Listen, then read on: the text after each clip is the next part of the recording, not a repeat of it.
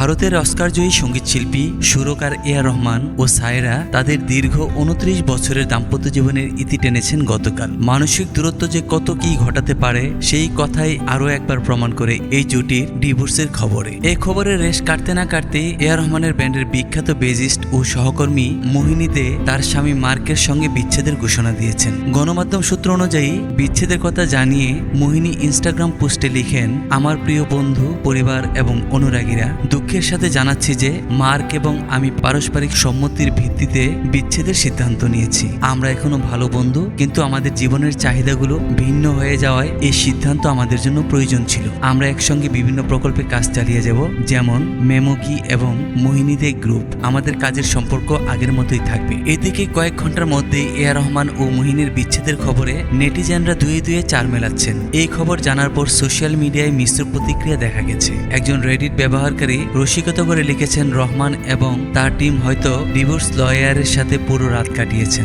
মোহিনী পোস্টের comment section বন্ধ রাখলেও কটাক্ষ করেছেন নেটিজেনরা। একজন লেখেন, এবার রহমান ও মোহিনী একসঙ্গে নতুন বিয়ের ঘোষণা করলেও আমি অবাক হব না।